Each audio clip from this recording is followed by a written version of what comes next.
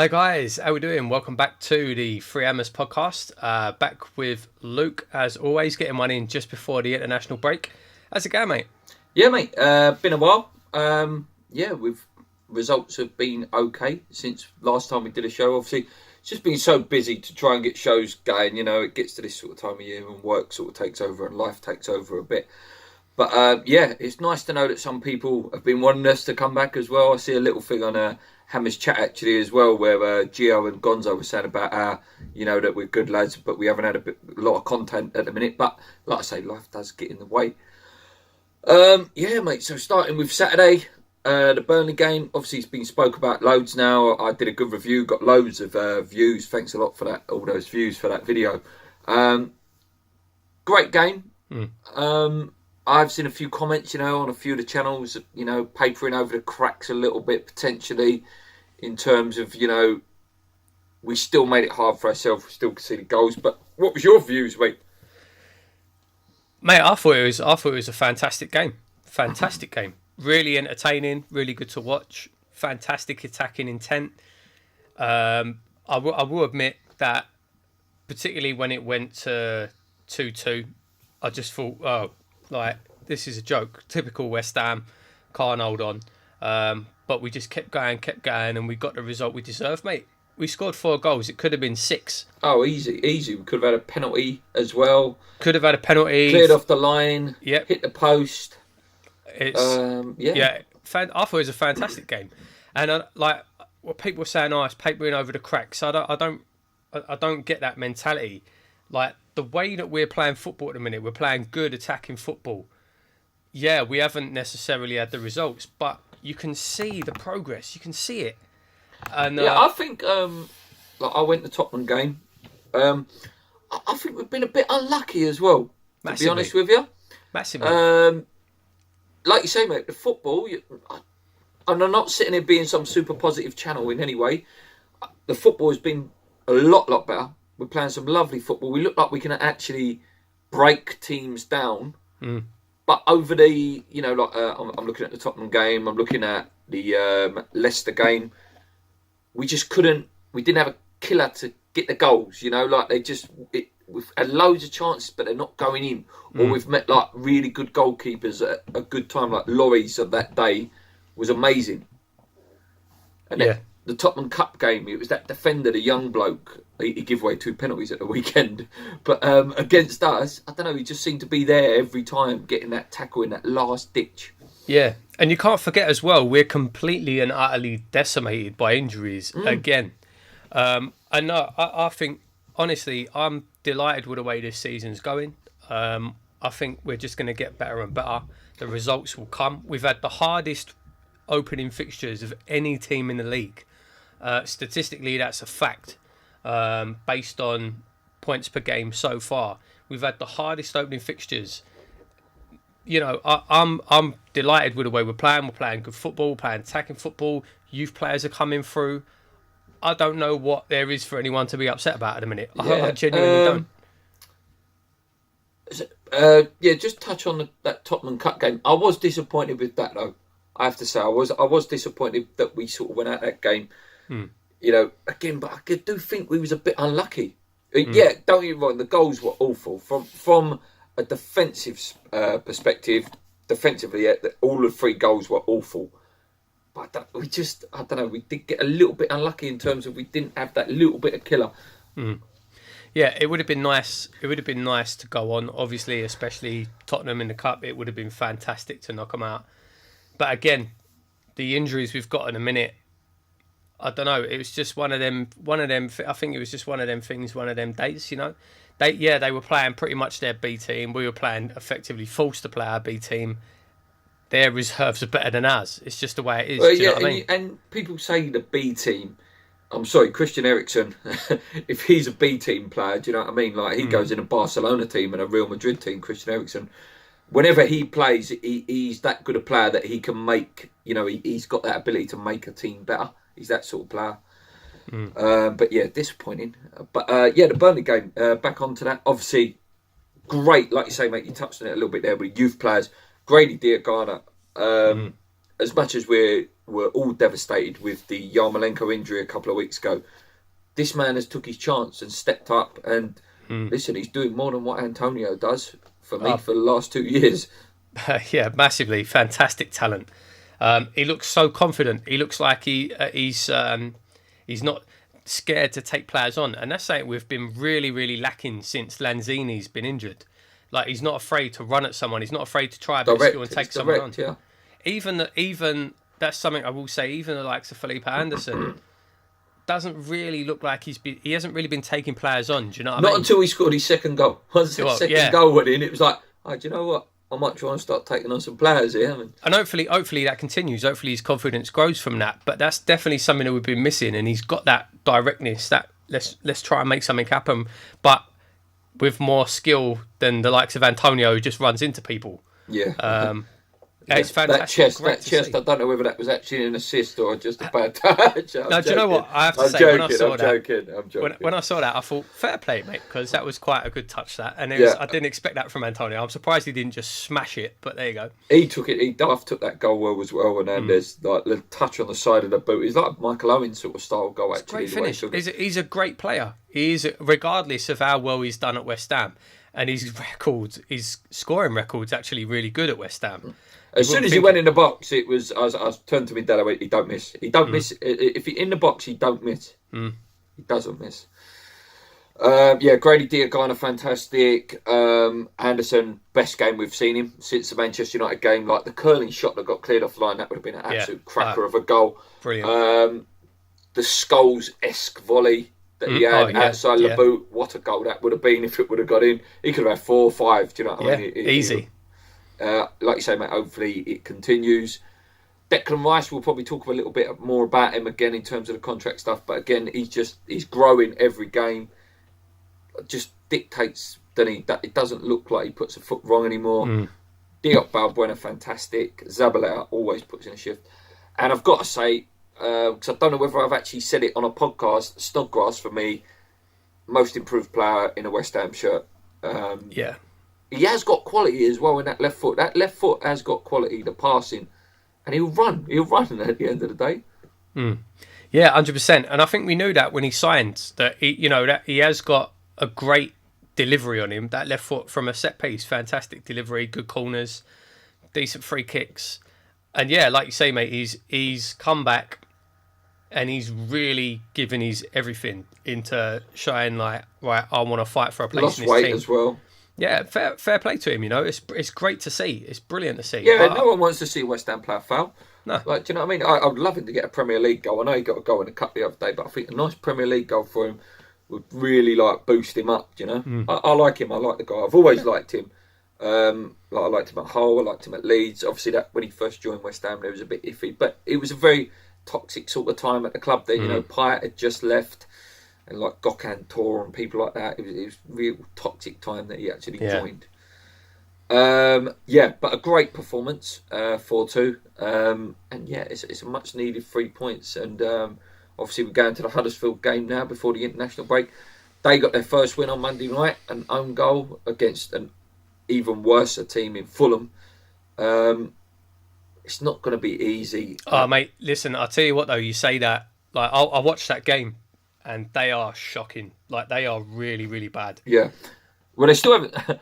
I still find it hard to score goals because that actual goal was an own goal anyway, wasn't it? I was watching that game, and honestly, if we as long as we turn up, because you know what West Ham are like, as long as we don't just turn up and think because we're here we're going to win. Yeah. If we actually play and put the effort in, the likes of Arnautovic, Anderson, Diangana, they will absolutely tear that defence to pieces. Like the defence was shocking. The positioning was all over the place.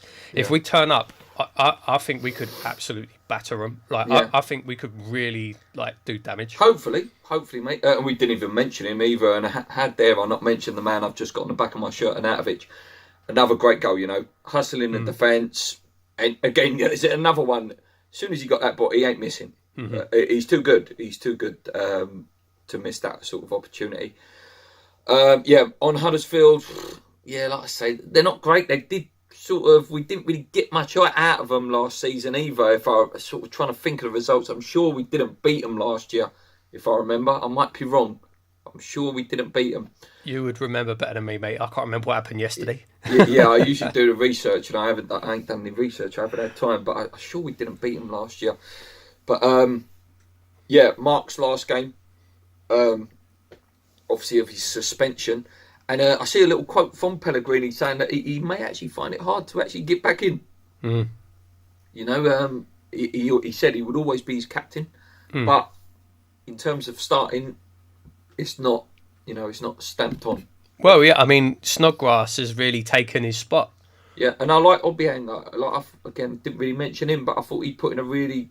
He was very leggy. He put like in terms of when I say leggy, I mean in a good way. You know, he was running around. He gives you a bit of legs. You know, in that midfield. Yeah. But they said he may have took a knock in that game as well. I was reading this morning, and obviously Arnie as well. Every time Arnie gets a hit at the minute, I assume you do it as well, mate. It's like. Oh, please, like, because always the best players get injured, don't they? You know what I mean? I know, cause it's the international break. I'm assuming he'll be away. With Austria potentially. Yeah. And how much do you want to bet he gets injured while he's away? It'd be a nightmare. Absolute nightmare. But hopefully not. But yeah, I like I say, I think if we turn up and we actually play, we could absolutely batter them. They haven't really been smashed this season, to be fair. They're actually quite hard to score against. But they ain't scoring goals. But I mean, just like I say, maybe it's the first time I've actually watched them. Maybe it was like just a one-off, but watching them, I just thought they looked so bad. And I really do. I think the movement that we've got, we could really do damage. Let's hope. Yeah, no, like I say, it does look like we've got a little bit more about us in terms of the way we play. You know, it doesn't look so one-dimensional now. You know, like they're actually like looking for those little overlapping passes, and they're not afraid to take it into feet. I'm not saying we're Barcelona. Please do not think I'm saying that. But you know, if Arnie gets it and there's two defenders around him, it's not like he's going to panic. You know, he will hold it and then release again. Like we've got the sort of players like that can actually hold the ball and want the ball. Yeah, that's what I like about Diagano as well. I think a lot of that as well comes down to Pellegrini. You know, his style is starting to show through now. And I have to say as well, I want to say, considering how it went against Liverpool, the offside trap that he wants to play. Yeah, I was just about to say exactly the same thing. Like how that's come on, and he's got them defenders knowing that. And it's amazing how many times we're catching teams offside. Yeah, you got to give it to... I know Diop takes all the credit at the minute, but Balbuena is a bloody good centre-half as well. Oh, massively, yeah. You know, he's the muscle, you know, he's the new Ginge. You know, you got the ball-playing one, and then you got the muscle. And I don't know, they complement each other very, very well. Absolutely. Yeah. So I think either would be a loss. You know, they're saying, we could go on to that now, actually, like in terms of, obviously, the January transfer window is not too far away, about, 7-8 weeks, I think it is, 8 weeks. Like, and obviously there are rumours, you know, Diop to PSG, 50 million, and out of it, Chelsea, potentially. You know, I think either of them going, Balbuena or Diop, would be a loss either way, you know? It would, massively. I think the one thing we've got on our side with Balbuena, and he's only 27. So it's like banging his prime. You think he's like 30-something, but he's not. I think the advantage we've got is he's kind of going under the radar. He isn't that sort of... Well, he doesn't catch him. He's not a pretty defender, you know. No, but he does the hard work. He does it really well. So I think because of that, I don't think we'll get teams coming in for him. Diop is a future absolute superstar. Absolute, like he will be way up there. PSG 50 million. I wouldn't sell him for 50 million. No. I like you say, mate. Listen, people know it. Anyone who's watched the show, like I'm a big, you know, France fan in terms of internationally. He's not played for the France national team yet. He's played every level up to, I think, under 20s, under 21s. Yeah.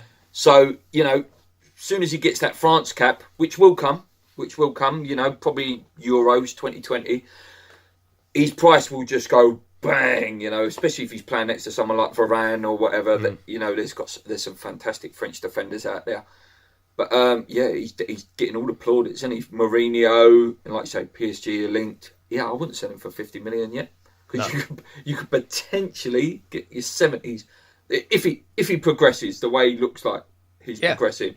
And I think he will. Again, reading of the game is fantastic.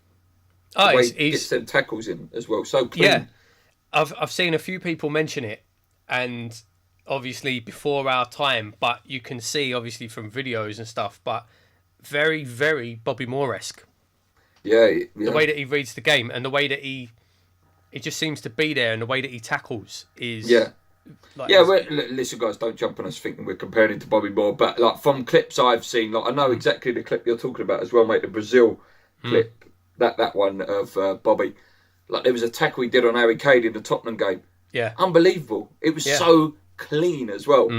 Like it was like boom, the whole ball just went like that. And Harry Kane couldn't even dive or nothing. Yeah, and I'm sure the guys watching will understand what we're saying. They've probably been, a lot of people have been thinking the same thing. Like you say, man, we're not comparing him. Well, we kind of are, but we're not saying he's the next Bobby Moore. But he's got that about him. Do you know what I mean? Definitely. But yeah, what a talent! What a talent! Another one we haven't even mentioned as well, mate. Declan Rice, still no contract. Well, we can go on to that now in terms of the transfer window and stuff. Yeah, it's getting me nervous. I've got to say, it's getting me very, very nervous. Like this guy, he just needs to be given whatever he wants. Anything from 40 grand to 50, at maximum I'd give the guys 50 grand. But it's back to that thing, like the players around him, right? Let's look, right? Jack Wilshere, and I'm not slagging Jack off in any way.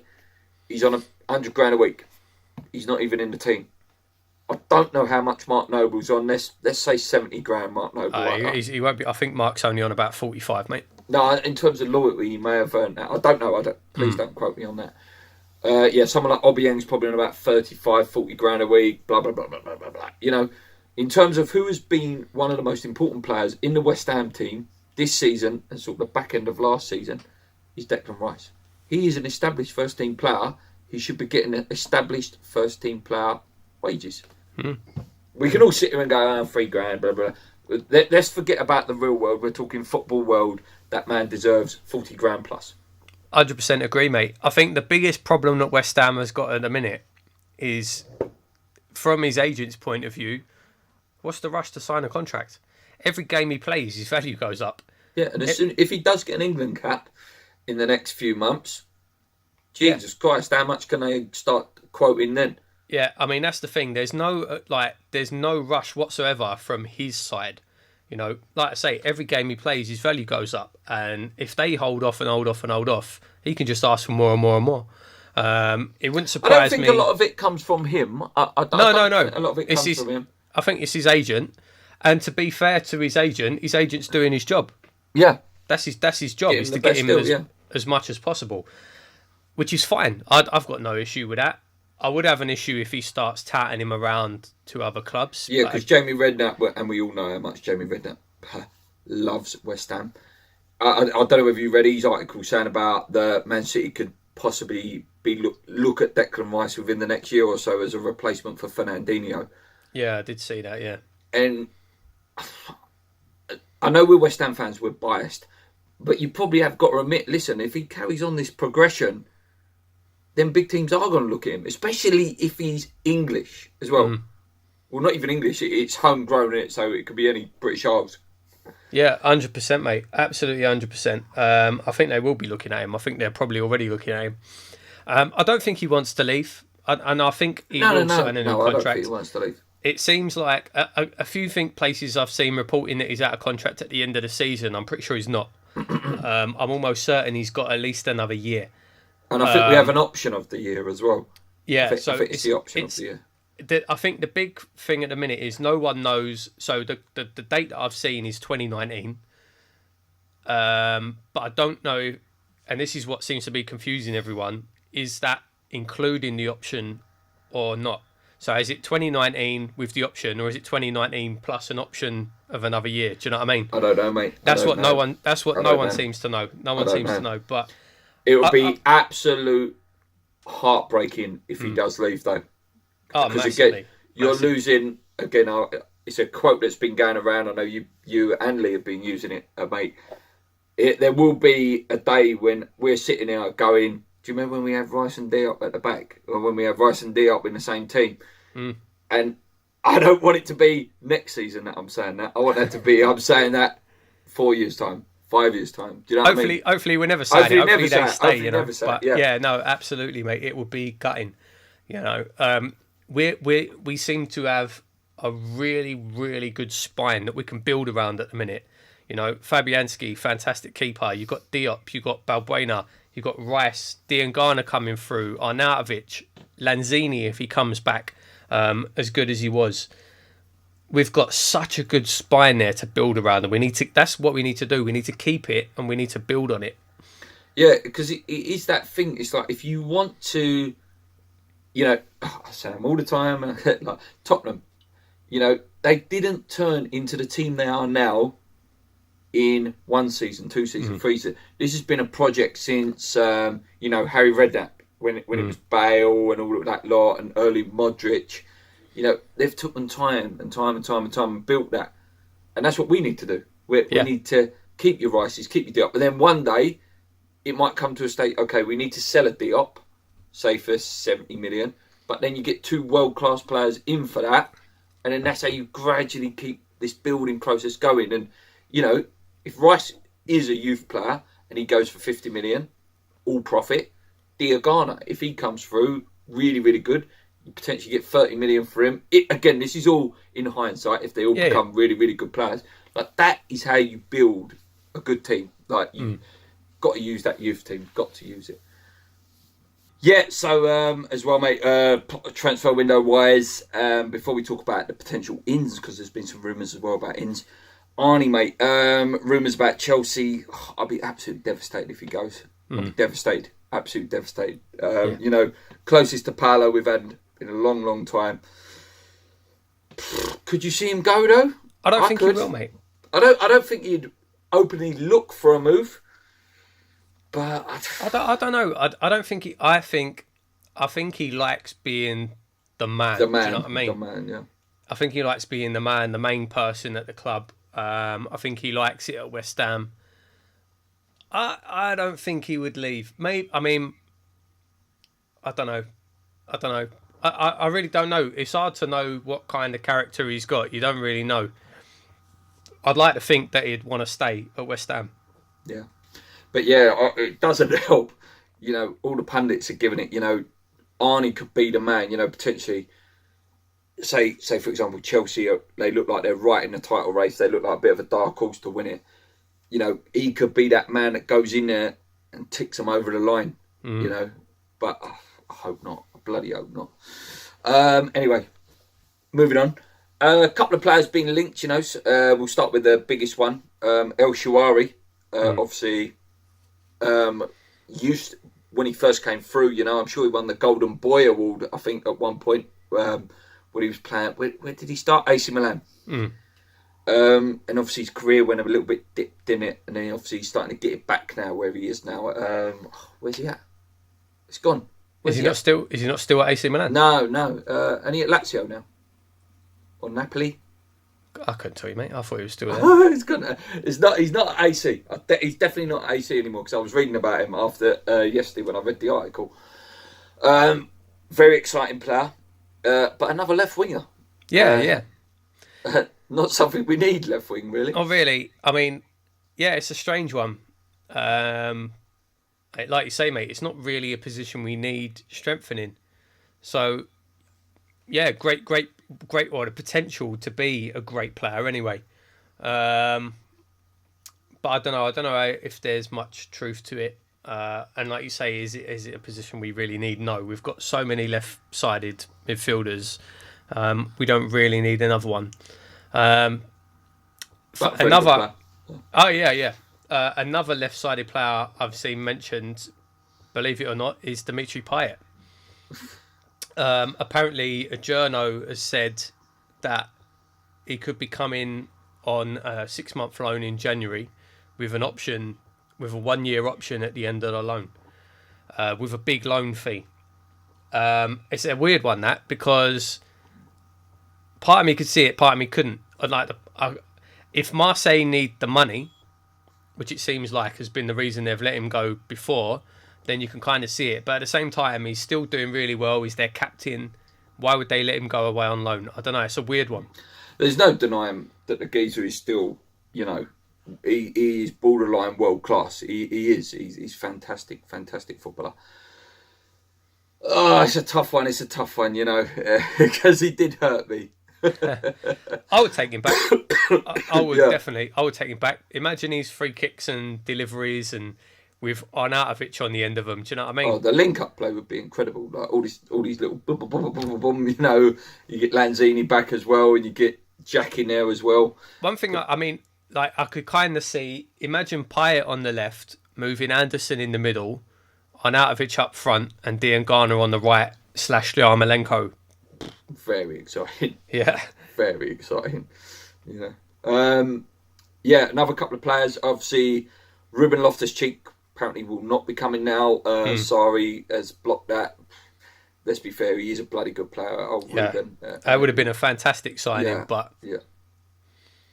Players that apparently are free to leave Chelsea though are Danny Drinkwater and Victor Moses. Any of them tickle your interest at all, mate? I'd take Moses. I'd probably take Drinkwater as well because we're light in central midfield. How old is Moses now, though? He's getting on a bit, isn't he? He's got to be pushing 29, 30 now. He's got to be. So, I mean, I suppose we've already got Zabaleta, we've already got an old right back. It'd be... Do we need him? He's better than Fredericks. He's all right. He did it right when he was at West Ham. I thought he got harsh bit of criticism, to be honest. I thought he did well. And he's done, to be fair to him, I think he's done really well since he's been back. Looking at it now, Chelsea. how much should we have pushed for Ross Barkley as well now? Mm-hmm. Like, you are not going to get Ross Barkley now. he is unbelievable for them now. Like, he looks like he's back to that sort of poor man's Gaza sort of form. Like, he's a top player, Ross Barkley, when he's fit. Is there anyone else you would look at potentially? I say we need another striker, but then when people like Hernandez puts in a good shift like he did the other day, and when Arnie is fit, you know, when he's proper fit, there's no one better. Yeah, Unless Perez scored the other day. Big Andy's back after the Man City for the Man City game, apparently. I think if there was if a good striker became available, I would definitely be saying we should go for him because there is that threat. What if Arnie gets injured? As good as Hernandez, centre midfielder as well. Yeah, as good as Hernandez is, he can't play by himself. He's not a replacement for Arnautovic. Centre midfielder we definitely need. Aaron Ramsey could be available. He's too good for West Ham. Probably, but you never know. No, he is. He's too good for West Ham. If I was trying to think, I don't know. I really do like that Ryan Fraser from Bournemouth. I think he's a fantastic player. He's a good little player. Apparently, Callum Wilson's linked with Chelsea actually now. You know, that's a player we potentially could have looked at a couple of years ago. In terms of outs, again, you might slate me on the channel, guys. Antonio has to go. Has to go. I can't stand the guy. I can't stand him. Yeah, he's since he's come back into the team the last couple of weeks, the work rate has been there. What was lacking before, the work rate's been there. He's trying really hard, but his technique is abysmal. So, someone made a really good point in work actually, in terms of like Lukaku as well. When they at Everton, obviously he was the man banging in the goals, and it's not seen as much. But now he's at Manchester United. Good players around him, Pogba's, Matters, people like that, real good ball players. That touch is exposed a lot more because of that. And I think that's what's happening with Antonio as well. Anderson's, I know Lanzini's played with him for quite a while, Arnautovic, people like that. Their touch is boom, on point, and I think it's being exposed a lot more. It comes up a lot more. Yeah, it's making it look a lot worse, but it's always been there. I've always said it. Always, his technique and his touch is absolutely atrocious. It's just pure power. I genuinely can't believe that a professional footballer can have such poor technique. It's mind blowing, mate. It really is. Like his technique and he's shocking. Yeah. But the work rate's been there. But no, 100%. I would let him go. Carroll, I would let go as well if he ever comes back fit. Yeah, I don't know with Andy. You know, I'd let him go. If Reed is ever fit again, I'd sell Reed. Yeah, I wasn't impressed with Ogbonna in the Tottenham game either. He looked really wobbly. He looked really, really wobbly. Yeah, so there's a few there. Because it looks like we've got a couple of good kids as well, Coventry and Powell. I'm not saying we should play them all at once, but, you know, there's a few scattered there. Yeah, like I say, Antonio, yeah, the touch is awful. Like, and I know we love him, all of us West Ham fans, with Colton Cole. But it's the same sort of thing with, like, Colton Cole. The touch was awful. No, Colton was a legend. Colton was the best footballer I've ever seen in a West Ham shirt. Yeah. And I won't accept anything less. No. Few questions have come in. Please forgive me that basically the way we film this now, I can't actually access the questions, but I do remember some of them, but I haven't got your names, and I do apologise. One of the questions was, do you still think we can hit the top 10? Yeah. Yeah, I did as well. I think, sorry, mate, I didn't mean to jump in on you there. Sorry. No. I was going to say, I would be very, very happy with 10th, to be honest. A lot of people saying, you know, £100 million spent, we should be aiming higher than that. But it is a transition season. It is, you know, we've gone from playing... listen, we did play some good football under Slav that last year at Upton Park. But we've gone basically from, like, Allardyce, defend, Moyes, defend, to, you know, we're starting to play football on the floor again. Mm-hmm. And it takes time. And new players needed to gel. I'd be more than happy with 10th because I'm seeing some progression in the way we're playing football. Oh yeah, we're quite exciting to watch now. We're quite. Yeah. I definitely think we'll finish top half. And part of me thinks there's no reason why we can't look higher. I actually just want to get up the league table here, because we've got a really good run of games at the minute. Let me just see. Let's see. So we're on 11 points at the minute.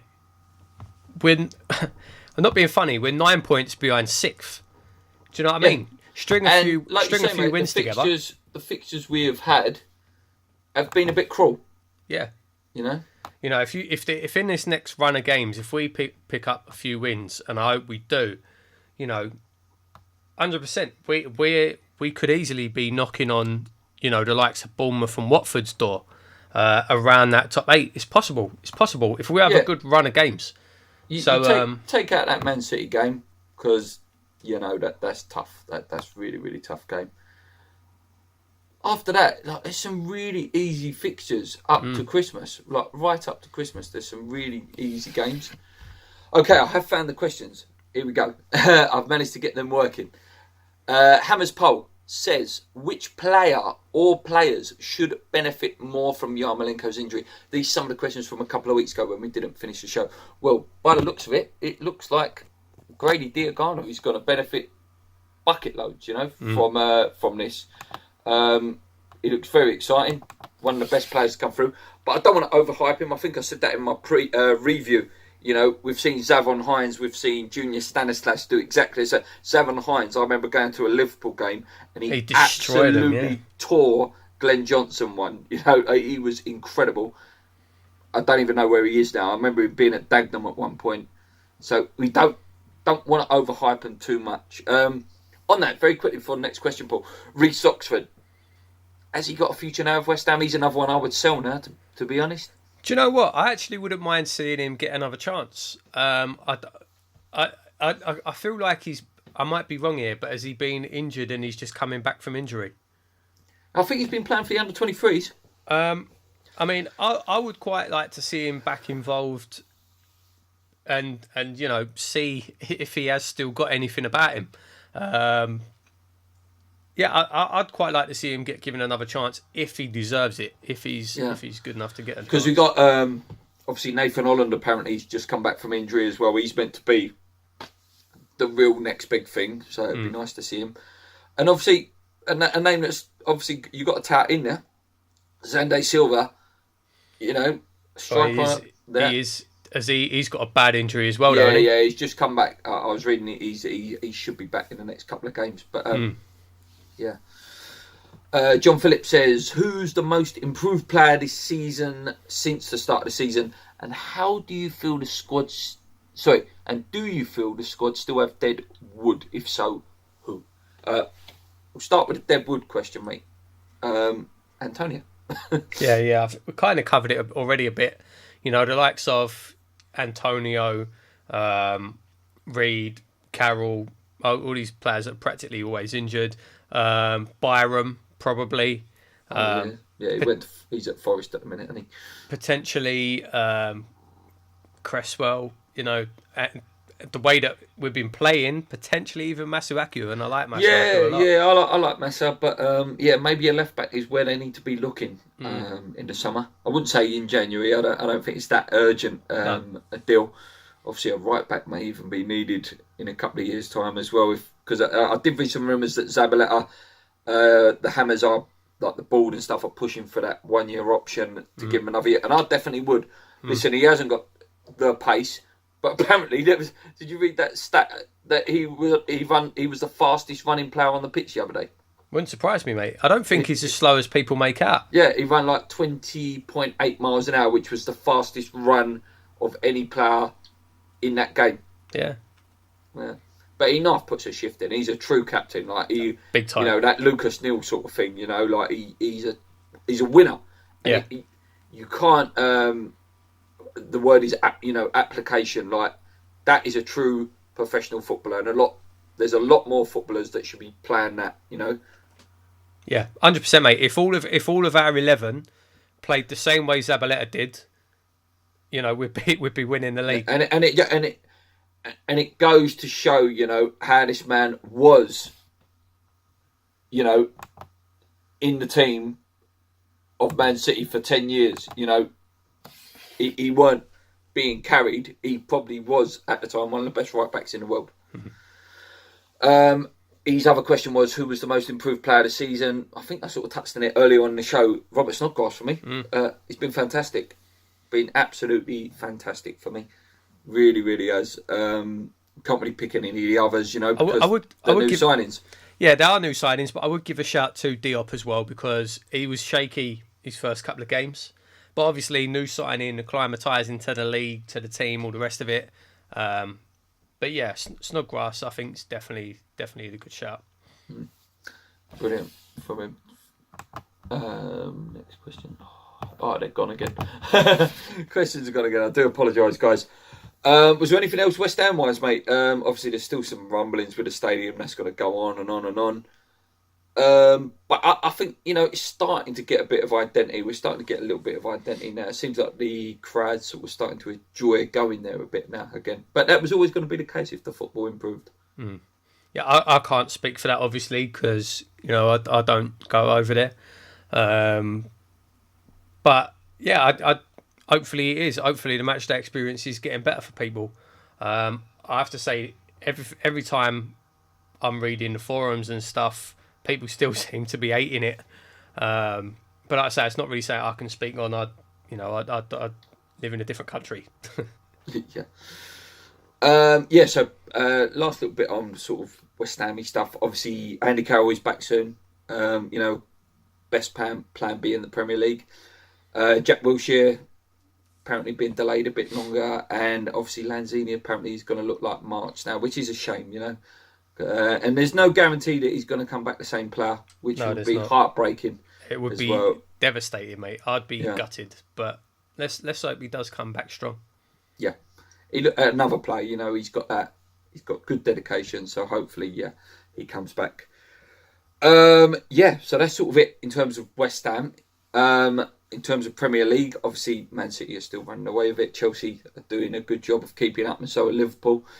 Any other news, mate, that's sort of caught your eye this week? Football related? Not really. To be honest, it's not really football related. We might as well turn this into a Free Hammers football and boxing show. Yeah.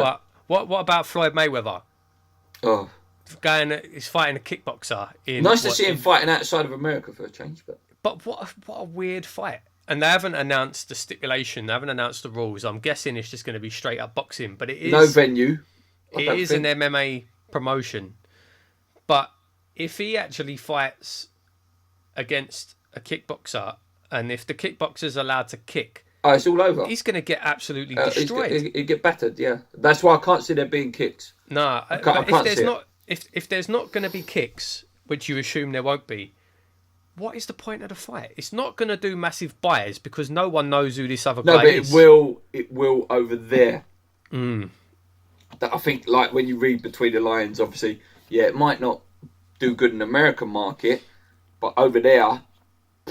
But what's the pay-per-view market like over there? Is there even a pay-per-view market I don't know, but they seem to, when you get the Premier League teams go over there and stuff like that, they just go crazy. Yeah. Can you imagine, like, the biggest boxer in the world goes over there? It just goes crazy, doesn't it? It's a strange matchup. It is. Strange matchup. I did see an interview with Manny Pacquiao earlier, and I was saying that there's a good chance that they will have another rematch. Mm. And, and the Manny fighting now, he seems to have got a second sort of wind in him. Yeah, I think he's got that kind of politics distraction behind him, I think, and he's concentrating more and he's fighting now. Obviously, Freddie Roach has gone. He's dropped Freddie Roach. I'd like to see him in with Triple G. I'd love to see him in with Triple G. That would be a great fight. Yeah, I think he still needs, a couple of more big fights, more sort of name, high-profile fights. But he does seem to be getting. He's never going to be what he was, but he does seem to be getting back the right way. Yeah. Obviously, our last podcast, I remember it was just before the McGregor return fight. Did you watch that fight at all, mate? I did, mate. It was brilliant. It was absolutely fantastic. Yeah, he got completely destroyed, completely utterly destroyed. Yeah. I don't think he realised actually how hard the geezer can hit as well. I think because when he actually got hit, it was like oh my god. Yeah, when he dropped him, because he dropped him, didn't he? And I was like, whoa. He got absolutely battered, and it was amazing to see. Like, obviously, this is kind of old news now, but still, it's fun to talk about. But it was amazing to see, like, I don't know if you saw the clips of him, of actually talking to McGregor while he had him on the floor. Did you see that? Yeah. So he's like, let's talk now, punch him. Let's talk now, punch him. I was like, mate, this is a person, like, he was really, really enjoying that. Oh, of course he was. And then after the fight, obviously, we all know what happened after the fight. The geezer was so ramped up on adrenaline after that fight that he was still wanting to fight. Obviously, he hadn't got the fight out of him.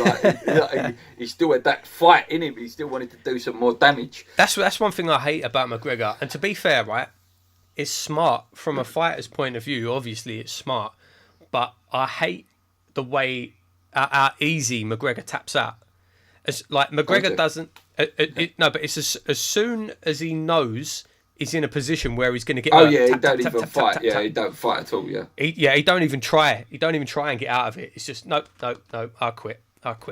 And I don't really like that from a fighter. Do you know what I mean? I like to see the fighters who are like, nah, you're going to have to actually break my arm if you want to stop. Put me asleep. Yeah. Put me asleep. But he's not about that. But still, yeah, it was exciting. The rematch will probably happen. That'll be fun to watch. Yeah, definitely.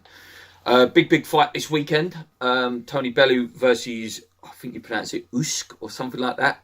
Very scary looking man. I don't know if you've actually seen it. Very, very scary looking man. I want to see Bellew get beat. I can't stand Tony Bellew. I know, listen, some people on here are going to go, oh, he's a fantastic fighter.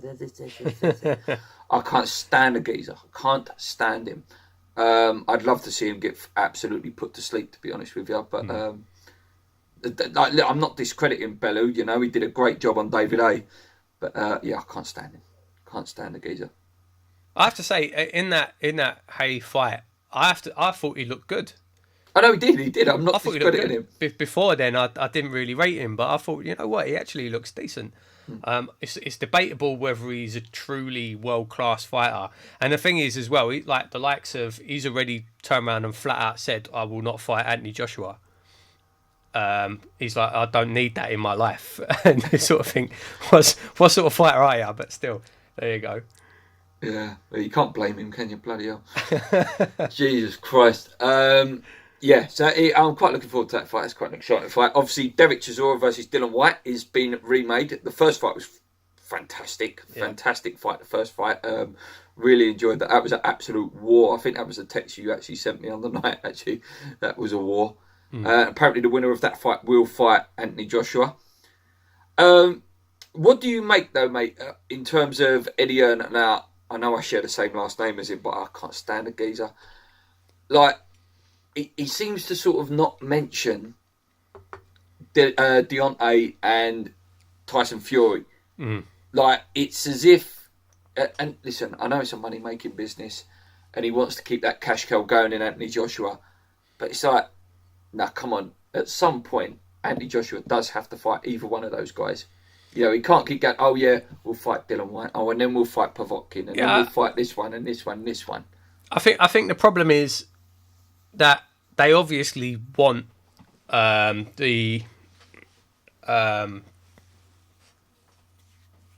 Christ, his name's gone. Wilder. They obviously want the Wilder fight.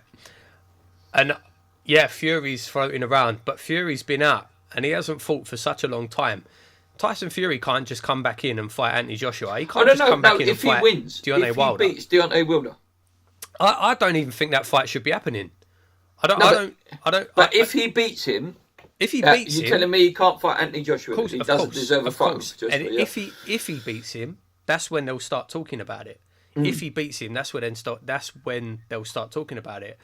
But he's been out of the game for so long. In my opinion, that fight shouldn't even be happening. Why does... Yeah, he never technically lost these belts, but why does Tyson Fury deserve that fight? Yeah, I think, don't get me wrong, I like Tyson Fury, but I do sort of agree with you on that. I think maybe Dylan White should have got that fight. You know, Dylan White, again, yeah, he did lose to Joshua, but you got to give it to the guy. He's sort of rebuilt his career from that fight. You know, he's come on. Yeah, my opinion with Joshua, though, is, you know, he took that clump from Klitschko, and I think his team are a bit scared. He's not... listen, he's still blasting geezers away, but he does look overly cautious now. Like, because I think again it is heavyweight boxing, but I think, you know, if someone gives him a good clump, he will go down. Maybe. I don't think he's durable. I don't think he's that durable. I don't know. Like Deontay Wilder. I think if Deontay Wilder hits him, he's all over. He's sleep time. I don't know. I like Joshua. Please don't think I don't like Anthony Joshua. But I don't think he's as good as people make out that he is. I think he is. I think he is. I don't know. I think a good boxer would ruin him as well. Klitschko was fantastic. Klitschko 5 years ago would have beat him. Yeah. No? Yeah, I think that's fair. But then... At the same time, Joshua you can only beat who's in front of you. Yeah, I understand that. Joshua's still a young fighter. Do you know what I mean? How many fights did he had when he fought Klitschko? He's not Mike Tyson though. No, he's not Mike Tyson. You know, I don't like when people start comparing. Like, oh yeah, he's Mike Tyson. He's not Mike Tyson. He hits as hard as Mike Tyson, but he's not the same kind of fighter. They're completely different. Like, look at the height difference in inside and outside. They're completely different. He's not that fighters. elusive. Yeah, but. Don't worry, if he hits you, it's game over. It's game over. The thing is like you're saying that he's more cautious now, but that's just learning. Like I say, when he fought Klitschko, he was still quite naive. No one had really hit him and hurt him before. Now he knows, okay, now I have to watch out for this, so he's fighting more cautious. He's smart. You know, he's still developing. He's still developing as a fighter. I think he is the real deal. Anyway, listen, like this is literally turning into the boxing podcast now, so... sorry, mate. We should do a boxing podcast. I'd like to do that. I'll tell you what, guys. I really would like to do that. Let us know if it's something that you would watch. Let us know. And thanks to all the West Ham fans who don't care about boxing. Who's still with us. Just one more thing on boxing. If you've not caught it, guys, Joe Rogan's podcast with Tyson Fury, fantastic watch. Please. I haven't seen it. I wouldn't mind watching it. It's a fantastic watch. Go and watch that. Sorry, West Ham fans. Yeah, in terms of predictions for this weekend, like Paul said, I think we could, you know, if the luck's there in terms of them shots are going in, I think it could be a freeze for us potentially. But again, it's all about whether those chances go in, because that's what sort of held us back in the last few games. And the Leicester game obviously has deflected goal, got us a draw. But yeah, could be a big score now. I think so. Like I said earlier, I think if we turn up and we actually play, we need to turn up. We can't just think we're going to win automatically. But if we turn up and play, I think we could blow them away. I think we could really do some damage. Yeah. That is it then, guys, for this week. We hopefully will be back next week. If not, it will be the week after. Obviously, it's an international break, so we probably won't do one. We might start doing them fortnightly. We'll see how it goes. You know, we like doing them when there's loads of news rather than just like trying to scrape a show together. It gets a little bit hard. Anyway, guys, thanks for the few new subscribers that we received this week. Hopefully we can hit 3,000 in the sort of next few months, which would be really nice, and keep the channel ticking over. Until then, come on, you irons, keep believing. We've got something to believe in again. Let's go. Cheers.